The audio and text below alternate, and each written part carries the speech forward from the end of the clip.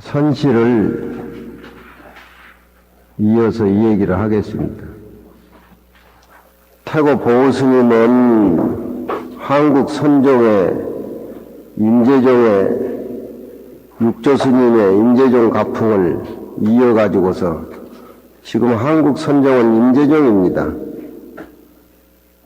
중국에 가가지고 그 서곡 청공선사한테 법을 받을 적에 삼각산 중사 태고함에서 지은 이 태고함가를 가지고 그 오도송을 해가지고 그 의발을 전발을 받고 나오는데 그 서공선사께서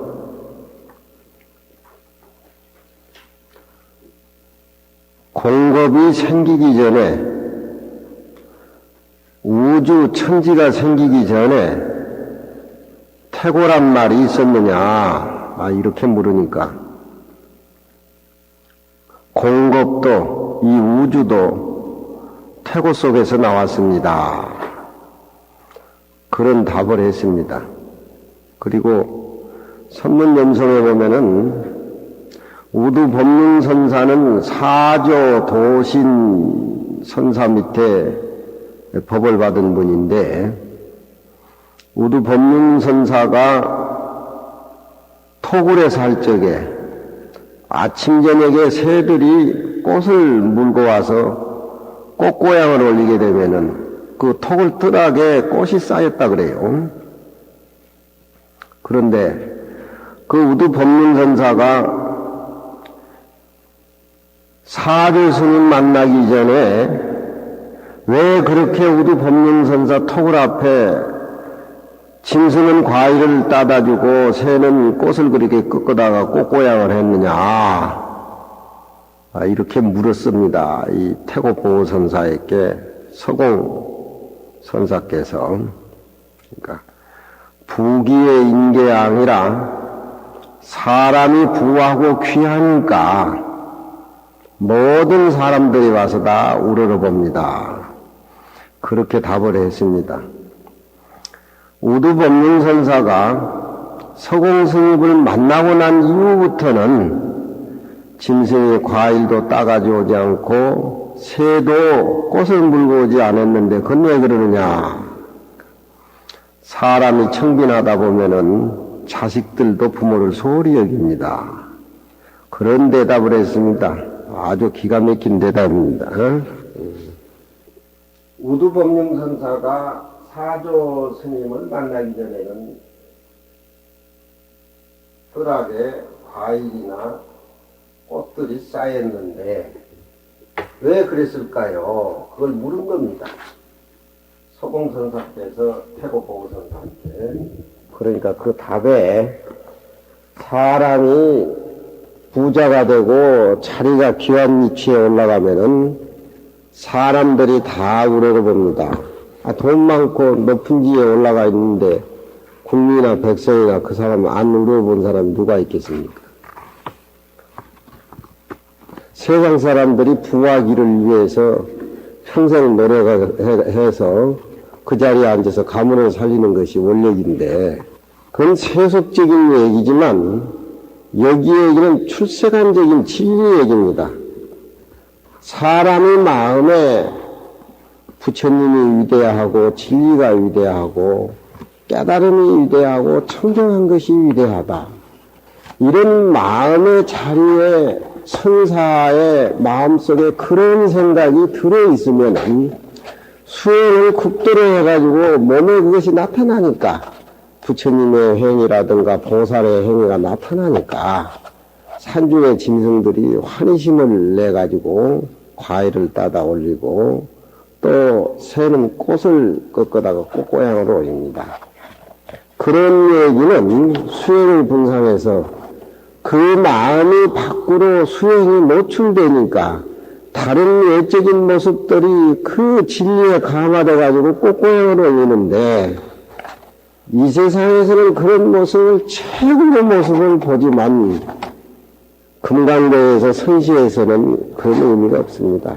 흔적도 없는 자리, 텅 비어있는 자리, 부채라든가 부라든가 기라든가 살아버려진 자리에 탕탕하고 앉아 계신 조사선의 시인은 그런 흔적이 나타나지 않기 때문에 그래서 묻는 겁니다. 우리는 다른 사람한테 복을 짓고 좋은 일을 하면은 마음에 항상 그것이 남아가지고 그 사람을 대할 적에 마음으로 뭔가 생각을 일으키게 되는데 그 사람하고 나하고 절대 평등한 진리 자리에 머물러 있으니까 내가 그 사람한테 무한하게 베풀어줘도 대가를 바라지 않기 때문에 베푸는 그 사람은 이 세상에서 제일 부자라는 겁니다. 세상에서는 많이 베풀어주고 상을 내가지고 다음에 무슨 그것을 대가를 바라서 뭘 하고 계산해야 하지만 절대 평등한 마음의 깨달음의 진리에서 사는 도인의 생활은 자타, 능수, 주관객관이 끊어지기 때문에 한 모습으로 살기 때문에 복을 지어도 천복, 최고의 복을 짓는 겁니다. 그게 무료복이에요. 그래서 금강경에서는 복을 짓는 보살은 아상인상이 없기 때문에 복을 받지를 않고 또 깨달음을 구해가지고 육바람을 행하는 보살은 최고의 진리 열반도 탐하지 않기 때문에 항상 깨달음의 열반 속에 안주해 있다. 그것이 금강경의 생명이에요.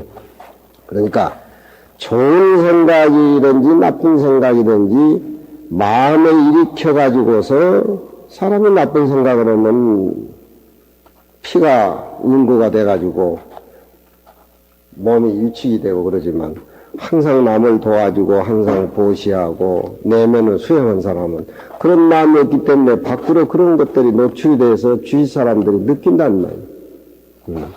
자기의 마음의 세계를 청정한 경계든지 밖에 사람에게 노출시켜가지고 보임을 당하기 때문에 부귀인계양이라는 말은 천하게 여기는 겁니다. 깨달음의 분상에서는. 무슨 말인 줄 알겠지요? 네. 그런 말을 알아들으면 금강경이 쉬워요. 착한 일을 해서 누구를 도와줬다. 요즘 사람들은 많이 배운 사람일수록 그거 밖으로 피하기 위해서 미치고 환장한 것이. 그게 얼마나 괴롭습니까? 절대 평등한 자리에서 절대 청정하게 한 모습으로 머물러 있는 사람은 그렇게 해도 흔적이 없기 때문에 최고의 무르복을 지니고 최고의 부처님의 모습이라는 우두법문 선사는 사조 스님을 만나기 전에는 그런 청정한 깨달음의 냄새가 밖으로 풍기기 때문에 짐승들이나 새나 무정물, 유정물들도 그렇게 고향을 올리는데 그건 자기 내면의 세계를 밖의 모습들이 이렇게 노출시켜가지고 요법을 당하게 된다는 겁니다, 그것들이. 굉장한 지위에 올라있지만 그런 말을 물었을 적에 우리 태고 스님은 부귀인계양이라 그렇게 얘기를 했습니다. 그런데 우두법문 선사가 사조 도신 스님을 뵙고 난 뒤에 다시는 짐승이 과일을 따가지고 온다든가 새가 꽃을 물고 온다든가 그런 일이 없어졌습니다. 세상에는 그런 것이 없어지니까 섭하고 뭐하고 그렇게 생각하는지 모르지만 진리는 한 모습이고 그 자체인데 누가 오고 가고 거래가 끊어진 텅 비어있는 허공인데 한 경계의 우두법문선사는 사조 도신스님을 보고 한 경계의 차원에 올라선 겁니다. 사조 도신선사를 우두법문선사가 뵙고 난 뒤에 왜 짐승이나 원숭이는 과일을 안 따가지고 오고 새들은 내 꽃을 물고 와서 꽃고향을 안 올리냐 그렇게 물으니까 청빈의 자역소라 청정하고 너무 가난하니까 자식들도 또한 부모를 소홀히 여긴단 말이야. 그러잖아. 자식과 부모는 한 모습인데 세상 사람들은 많이 가진 부모 자식들 보면은 뭐 부모에게 기대는 것이 있죠. 기대는 것을 부모는 자립할 수 있도록 마음의 세계를 청정하게 뿌리를 내려줄 수 있도록 해줘야 되는데 세상 부모들은 그런 속에서 자식에게 많이 물려주고 좋은 자리 뭐 이렇게 생각을 하다 보니까 거기에서 잘못된 일들이 많지요. 한중에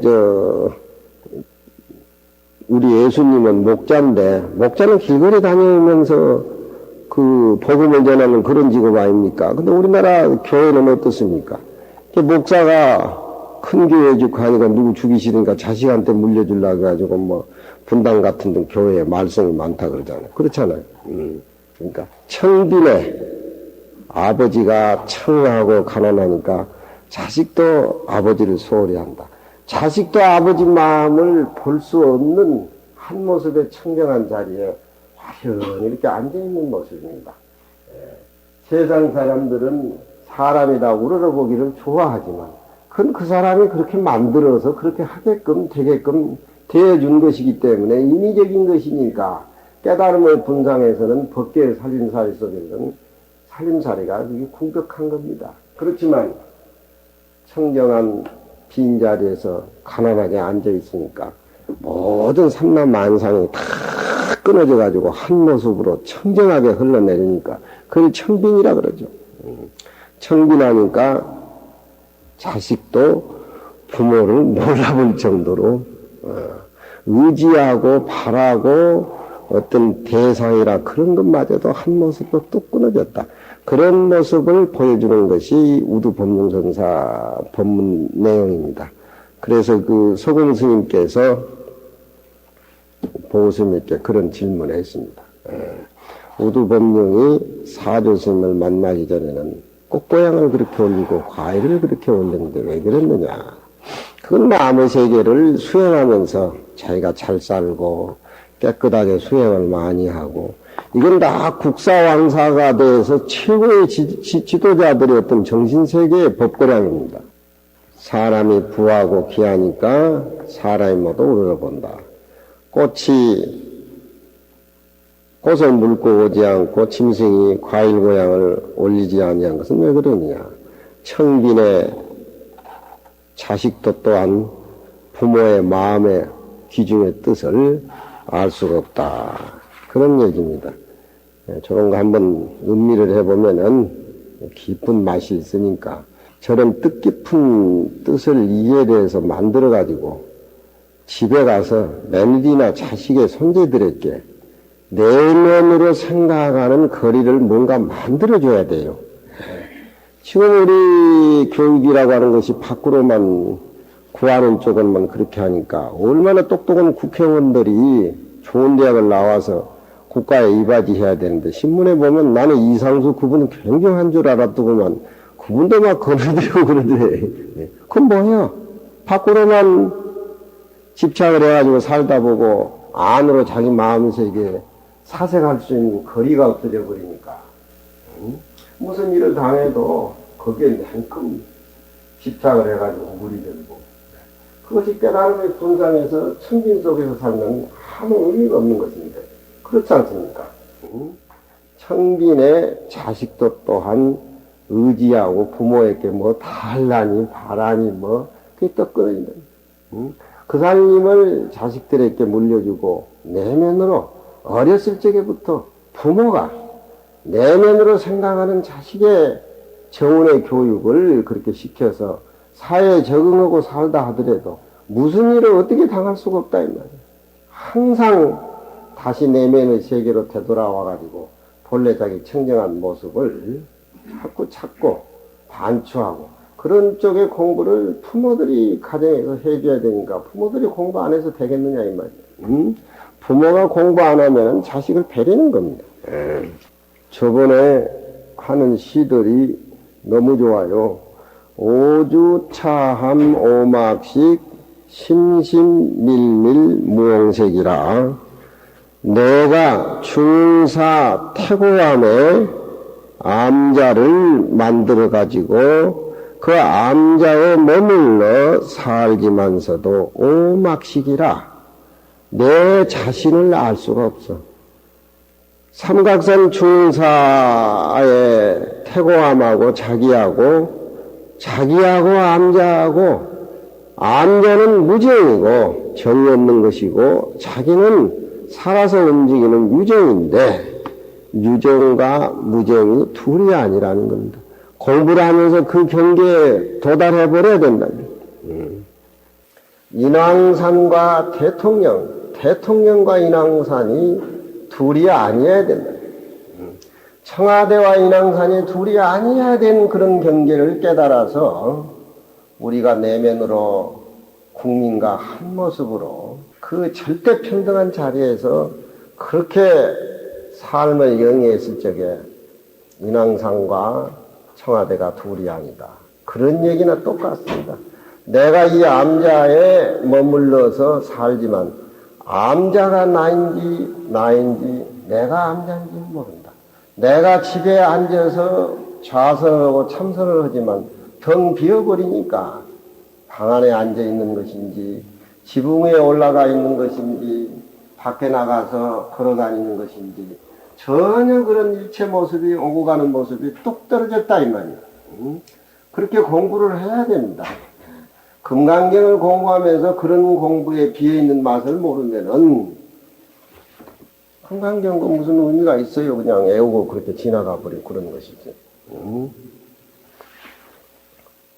내가 이 암자에 머물러 있지만 나라는 자신을 알 수가 없어. 그냥 알 수 없는 그 차원이 아니라 항상 그 자리는 깊고 밀하고 밀해서 비어있는 그 자리만 텅 빈 자리가 아닙니다. 그 비어있는 속에서 밝고 깨끗하고 거울과 같은 마음이 이 밖의 모습이나 안의 모습을 해탈해 있을 적에 거기에서 우러나오는 모습이 앉아도 앉은 것을 알지 못하고 행해도 행하는 것을 알지 못하고 세상에 좋은 일하고 어떤 것이 좋은 일이고 어떤 것이 나쁜 일이고 그런 건 뭐 저보다야 뭐 우리 부자 여러분들이 다 달통해서 잘 알지만 이런 마음의 세계 청정한 분이는 그래도 내가 이쪽 집안에 40여 년 살았기 때문에 그런 건 내가 전문은 아니지만 조용하게 그러니까 내 말을 알아들어야 돼. 뭐 여기 뭐 세상 사는 일 내가 뭐 여기 해봐야 내가 뭐 그게 뭐 별로 그렇게 결혼도 해보지도 못했고 자식 새끼 며느리도 한번 안 봤는데 내가 어떻게 아느냐 말이야. 그렇지만 이런 마음의 세계는 내가 느끼고 살아왔기 때문에 이게 우리 마음의 중심이고 이 우리 마음의 근본자리예요. 이 근본자리에 앉아서 우리 오늘 의사도 왔지만 환자를 다 보고 또 환자의 어떤 생명이 내 생명하고 똑같은 절대 평등한 자리에서 환자를 한 사람이라고 맞이했을 적에 부모보다도 따뜻한 그런 기분을 의사에게 느끼는 겁니다. 안 그래? 그래 그게 환자하고 의사하고 둘이 아니요. 환자가 없으면 의사는 때거리를 굶어야 되는데 그렇잖아. 중생이 없는 부처님은 문을 닫아야 되는데 그렇잖아. 그러니까 내 생명보다도 소중한 이론적으로 그럴 것이 아니라 저렇게 선시 금강경을 통해서 한 모습에 청정한 한 모습에 바닥을 파버려야 돼. 응? 수청철저에여 어행지지로다. 물이 밑바닥까지 저 모래 그냥 산중 흐르는 물이 저 모래 돌 사이까지 너무 맑아서 투명하니까 어행지지라 고기가 이렇게 지느러미를 흐느거리고 다니지만 물이 고기인지 고기가 물인지 너무 투명해서 맑아서 알 수가 없다 이 말이야. 그렇지만 물은 무정이고 고기는 유정이기 때문에 물과 고기의 구분은 분명하지만 물하고 고기하고 물하고 둘이 아닌 모습 밖의 모습하고 안의 내 모습하고 둘이 아닌 모습 자복에 앉아서 공부를 하지만 자복에 앉아있는 것인지 길에 나가서 모든 일을 접하고 생활하고 대화를 나누는데도 누구하고 그렇게 집착이 끊어지니까 욕심이 끊어지니까 그렇게 자유스럽게 일상적인 생활이 비어있는 깨달음의 조화를 이루기 때문에 가도 간 줄을 모르고 와도 온 줄을 모르고 잠을 자도 잔 줄 모르고 한 모습인데 누가 자고 누가 잠을 일깨우냐 이 말이에요. 응? 가정생활 속에서 깨달음이란 그런 겁니다. 그것을 저렇게 표현한단 말이에요. 물이 맑기가 철저 밑바닥까지 통해버리니까 의행지지요. 그 맑은 물에 고기가 지느러미를 흔들어 가지만 물이 고기인지 고기가 물인지 입으로 말을 해도 벙어리같이 그렇게 하고 귀로 법문을 들어도 귀멍같이 그렇게 하라고. 다 내가 이 얘기 해줬던 거. 세상 사람들은 영민하고 똑똑하고 경우 바르고 모든 것이 칠칠하고 그런 것을 모두 다 자식이나 며느리 그렇게 하는 걸 좋아하고 그러지만 불법에서는 좀 어리숙하니 바보 비슷하면서 그렇게 들어도 듣는 것인지 말을 해도 하는 것인지 그 자체가 한 모습이기 때문에 똑똑한 건 어디 가도 또 걸린단 말이에요. 더 똑똑한 게 있어가지고. 세상 사람은 다 그래. 네. 임자가 다 기다리고 있어. 붙이는 문화는. 그러니까 똑똑하고 영민한 것은 내면의 자기 마음을 살피면서 생활하기 때문에 좀 어리석은 쭉 한 모습의 삶을 살고 듣고 하는 그런 것이 불법에 가깝다 그런 얘기입니다. 바보 병신 돼가지고 똥오줌을 못 가린다는 그런 얘기는 아니고 귀에 법문을 들어도 너무 법문을 하는 스님의 소리에 따라가면서 그게 흥분할 것도 없고 자기 자신이 그 법문이 다 갖춰져 있는데 입으로 금강경역이 진리를 얘기를 해도 벙어리같이 벙어리는 애를 베도 말이 있다고 예변 그 벙어리의 마음은 사람들에게 예뱉다고 말을 못하지만 가슴을 치면서 얼마나 진하게 진실하게 온몸으로 얘기를 하잖아요. 그래 안 그래요? 이런 말이 옛날부터 내려와. 귀로 법문을 들어도 귀먹은 같이 하고 저런 말귀를 잘 들어야 돼. 입으로 얘기를 해도 온몸 전체로 얘기하는 벙어리같이 그렇게 얘기를 해라. 그런 얘기들이 수청 철저해요. 의행지지로다. 공아리 마개해요. 저 비에 있는 허공이 가득히 넓음이여. 새가 날아가도 그 허공에는 흔적이 없다. 허공과 나와 허공, 절대 평등한 자리에 앉아서 깨달음에 앉아 있으면은 새가 허공에 날아가도 허공에 무슨 흔적이 있습니까?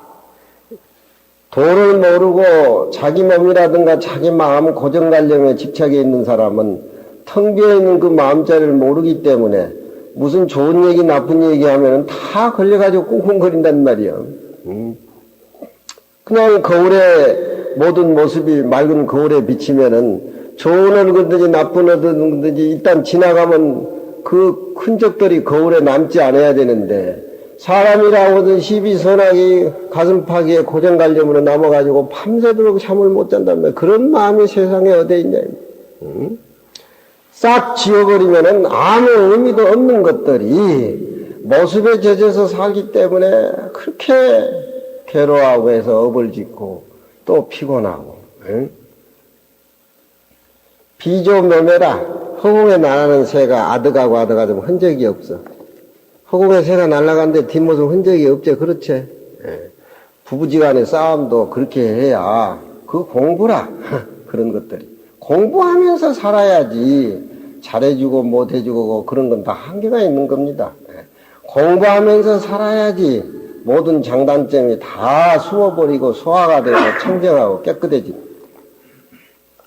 사람에게 좋은 일 했다 나쁜 일 했다 내 마음속에 끼고 살게 되면은 부화기가 밖에 노출돼 가지고 사람들이 거기에 대해서 응해준다. 그렇지만 부화기라는 생각이 뚝 떨어지고 한 모습으로 사는 그 입장에서는 자식도 부모의 살림살이를 알 수 없다. 자식도 부모가 청빈할 적에는 부모를 자식도 소홀히 여긴다. 그런 얘기입니다. 무서운 법문 얘기죠. 함계 건곤 몰항배 내 마음자리는 태고 우주가 생기기 전 태고의 그 자리, 내 마음자리는 그 태고에서 하늘과 땅도 나왔기 때문에 그 태고라는 그런 것은 하늘과 땅도 덮어버리고 몰향배 앞도 뒤도 다 없어져 버렸다. 허공이 앞뒤가 없지요. 우리 마음은 앞뒤도 없고 동서남북에 머무르지도 않고 그렇다고 해서 없는 것이 아니냐면은 탕탕 비어서 깨끗하게 맑아가지고 무해자재행을 하기 때문에 불주동서여 남북이라 동서남북에도 머물지 않는다. 내 마음은 허공이기 때문에 허공이 무슨 동서남북이 있습니까? 동서남북이라고 이름 지어진 것은 우리가 사는 방향 따라서 이름을 그렇게 지어진 것이지 허공에 어디 동서남북이냐 이 말이야.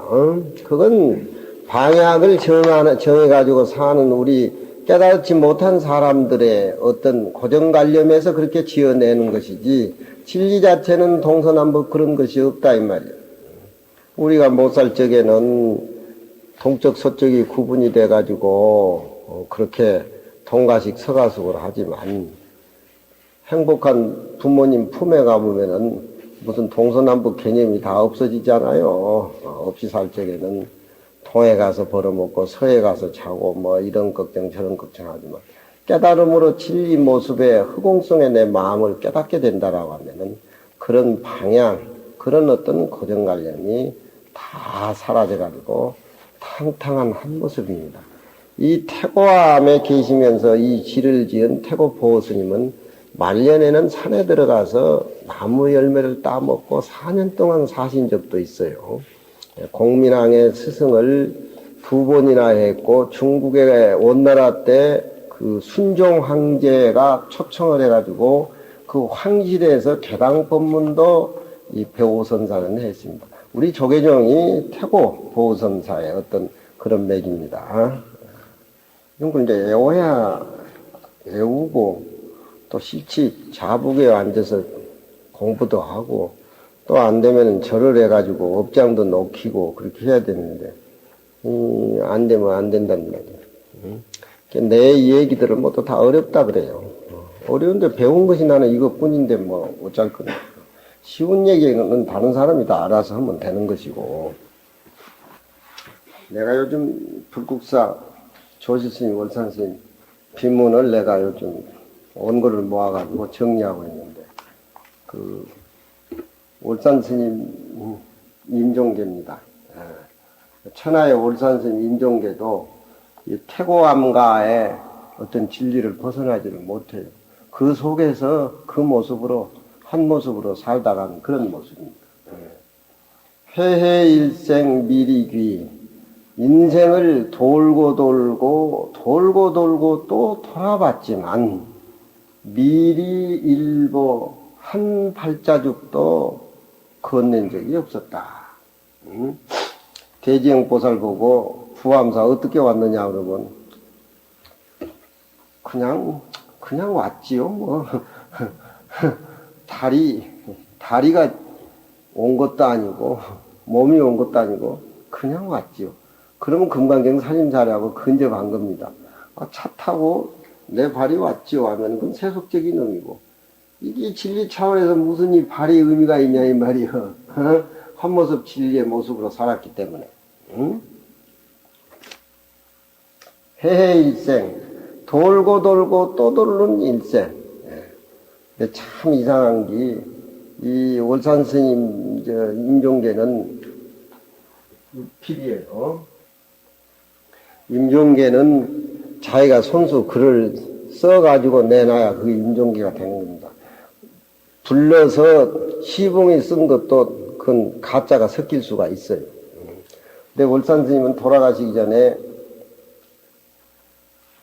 선원장이 시봉 선원장인 종우란 스님이 이도 가시니까 계속 한번 임종계라도 남기시라고 하니까 팔에 힘이 없고 손이 다 마비가 돼버리니까 쓸 수 없다라고 하니까 볼펜을 갖다가 잡혀드리니까.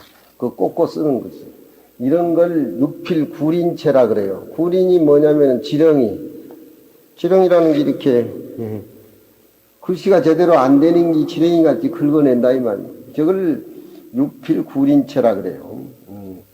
그 손이 이미 마비가 돼버리는 그 손에 제자가 볼펜을 잡혀드리면서 죽고 사는 생사거래가 없는 그 자리에 평생 공부하신 어른이 뭐 그거 가지고 아픈다고 임종계를 못 써.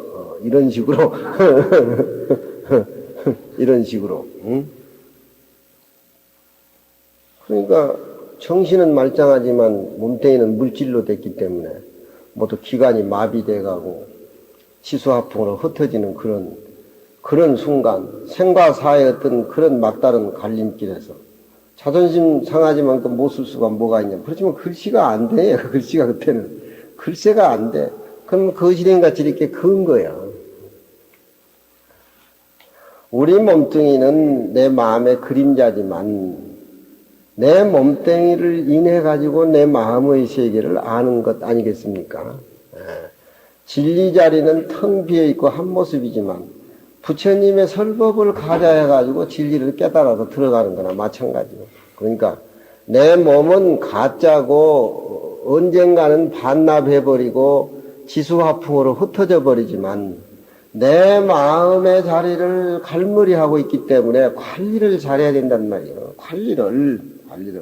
나같이 죽은께 수술도 좀 하고, 다른 사람들에게 몸도 단정히 깨끗이 해가지고 보시도 하고. 이 몸뚱이는 내가 가지고 있으면서 관리 차원이지 내 건 아니에요. 내 건 아니에요. 어차피 그러면 지수화풍이 죽을 때 흩어질 적에 하늘과 땅한테 고발을 해가지고 내 몸뚱이에 내놔야지만 죽어가는 순간 하늘과 땅에 고발해가지고 가는 사람은 아무도 없잖아요. 어차피 이건 내 몸뚱이가 아니니까 부모가 빌려가지고 낳은 것도 낳을 때는 어차피 반납하고 가는 거니까 군대 보급물자 반납하고 청상선생님 안 그래요? 군대 보급물자 반납하듯이 그렇게 반납하고 가는 거예요. 몸뚱이나 삼라만상 속에서 일생을 살았지만 진리 차원에서 볼 적에는 한 발자국도 안 옮겼다는 얘기입니다. 장 그 자리에 있었는데 뭘 그랴. 제가 항상 얘기하잖아요. 백척간도 진일보라고 하는 것은 백척간도에 올라가서 밑으로 떨어져라는 소리는 절대 아니에요. 몸과 마음을 잊어버렸을 적에 백척간도라고 하는 건 존재할 수가 없는 겁니다. 몸과 마음을 잊어버리고 바로 진일보해가지고 던져 나갔을 적에 자기가 바라던 세계가 눈앞에 펼쳐진다. 선에서는 그렇게 얘기를 한답니다. 본래기 천지 이전이라 나는 지금 이 순간이지만 하늘과 땅이 생기기 이전에 본래 그 자리에 되돌아와 있다. 그런 깨달음을 통해서 총무원장도 2번 하시고 불국사, 주지, 법주사, 관강, 사찰 그 많은 불사를 황하고 이 올산스님은 가셨습니다. 옛날 박 대통령 시절에 해인사나 어디 법주사나 다른 데 큰 절에 가면은 주지가 일주일 밖에까지 나와가지고 맞이려고 그랬는데 올산 스님은 절대 그러질 않아요. 방에서 맞이했어요.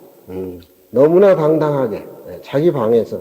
그래서 박 대통령이 흥감해가지고 금으로 만든 향로도 다 하사를 하고 뭐 그러고 그런 얘기들이 많이 남아있습니다.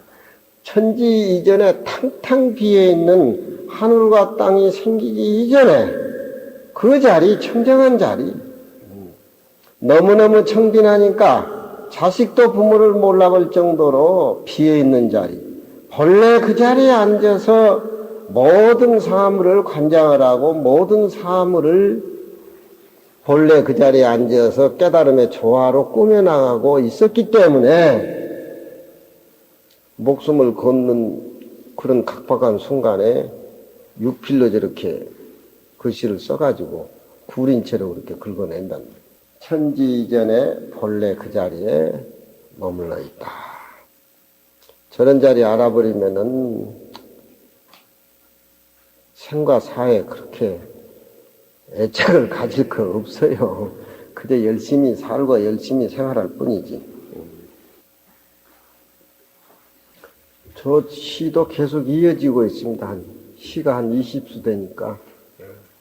연미생시 조시화요. 연미생시 조시화요. 천지 이전에 내 마음이다. 천지가 생기기 전에 내 마음도 오롯이 있었다. 부모 미생 전에 내 마음은 무슨 마음이었었느냐? 생명의 근원 뿌리, 그런 것을 참선하고 기도하고 수행하고 하기 때문에 그런 화두의 철저한 그 가나선의 이 어른의 공부입니다. 연미생시, 내가 부모가 날 낳기 이전에 내 모습이라고 생각하는 것도 조시화라 일찍이 잘못된 것. 그런 개념을 갖는다고 하는 것이 잘못된 것이.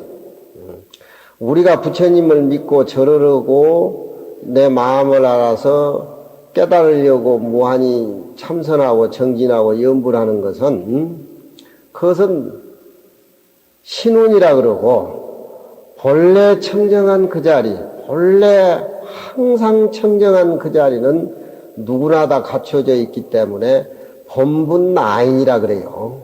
그러니까 참선은 본분나인, 원래 청정하고 부처님과 나와 둘이 아닌 그 자리를 당체를 깨달아서 한 못으로 보는 공부고, 그런 공부가 안 되니까, 그런 공부가 이해가 안 되니까 내가 잘못을 빌고 참회하고 보시하고 좋은 일을 해서 내 마음의 청정자리를 자꾸 갖고 나가는 것은 지금 우리가 배워나가는 신운이란 말이에요.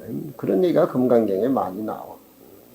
우리는 신운 쪽에 머물러 있는데, 신운 쪽이라는 얘기도 요즘 세상 한때는 말이 안 맞는다. 신운이라는 사람은 아는 사람이고, 눈으로 보고, 소리를 듣고, 거기에 전체의 모습이다 하고, 그게 파묻고 인생은 사는 건데, 신운이라는 말도 이해가 안 되는 소리입니다. 그렇지만, 우리가 금강경을 배우고 불문에 입문했을 적에는 본분 자리에 있어야 되느냐, 신운 자리에 있어야 되느냐, 저희 현진 스님 같은 분은 이해가 잘 되시겠지. 그렇잖아요. 본래 내 마음이 청정하다고 딱 깨달은 거하고, 그것이 안 되니까 참회를 하고 공부를 하고 기도를 하고 뭐 해서 내 마음자리를 닦아나가는 과정이라든가 그 길이 두 길이라는 겁니다. 근데 참선하는 이 태고 스님의 살림살이는 애시당초의 신운이라든가 본분이라는 세계를 초월해가지고 연민생시, 내가 아직 이 세상에 태어나기 이전 모습을 보아가지고 깨달았다 한들에도 그것은 조시화라 일찍 이것도 잘못된 것이다. 쌍계사에는 설리과라라고 눈 속에 칠기꽃이 피었는데 육조스님 정상에 모신 데가 설리과랍니다.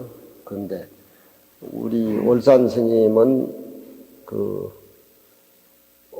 부모 태몽에 아버지가 계신데 얼굴을 검은 스님이 내가 육조다라고 하면서 가사를 주시더랍니다. 그래서 아버지가 그 얼른 가사를 받는 꿈이 태몽 꿈이다.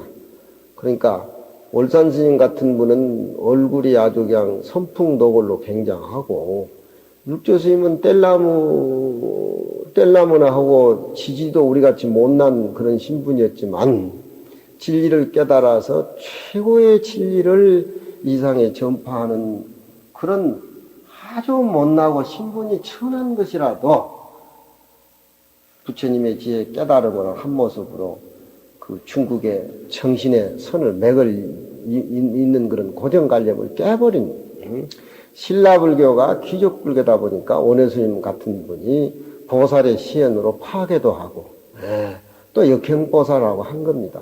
원해스님의 불교라고 하는 것은 일체 중생이 절대 평등한 그런 평등사상, 화생사상을 부러지진 건데, 그 당시는 신라불교가 귀족불교가 돼가지고 일부 화엄법사만 궁에 다니면서 설법을 하게 되고 뭐 이런 것들이 원효스님 눈에는 그게 아닌데 원효스님은 길거리에서 평등 화생사상을 부르짖는 그런 놈. 여기에 연미생시란 말은 부처님이나 조사나 부처님의 49년 설법이나 이전의 마음으로 되돌아가는 겁니다. 이전의 마음으로 내가 되돌아갔다 하더라도 이것 또한 잘못이야. 그게 무슨 깨달음의 능소 청탁이 어디가 있느냐 사라져버린다.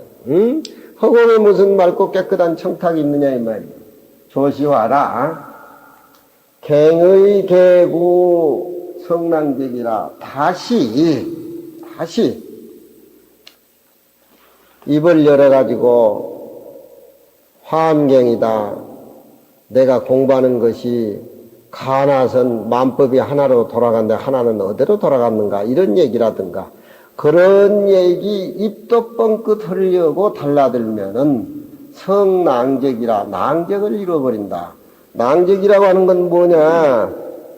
술 먹고 취해가지고 이 사람은 여기에 누워서 뻗고 저 사람은 또 저쪽에 토해가지고 방에 그렇게 놔두고 술상이라든가 술잔이 지저분하게 널려있는 걸 낭적이라 그래요.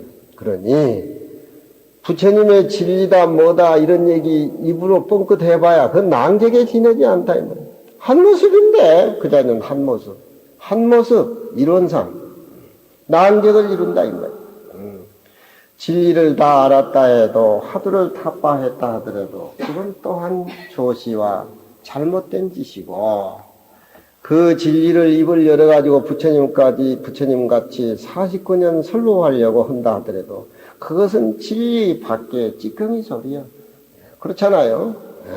일체 중생이 다 평등하고 부처님자도 다 평등한데 부처님이 왜 49년 동안 길거리 나와서 설법을 했겠냐 이 말이야. 설법을 한 이유는 어떤 누런 낙엽을 가지고 이것이 금덩어리다라고 중생들 앞에서 방편으로 거짓말을 하신 겁니다. 왜? 중생들이 탐진치에 오염이 돼가지고 집에 불이 난 줄도 모르고 안에서 그 오용락에 빠져가지고 정신이 없다 이 말이에요. 불이 집에 타고 있으니까 너희들이 곧 죽는다 나오라고 해도 오용락에 빠져가지고 나오지를 않는단 말이에요. 그러면은 너희들이 가지고 있는 장난감보다도 더 소중한 황금이 있다. 나와서 빨리 이걸 받아라. 그 황금이라는 거짓말에 중생이 쏘가가지고 그 불붙는 화택 속에서 이렇게 나오는 법화경 얘기 비유가 그런 겁니다.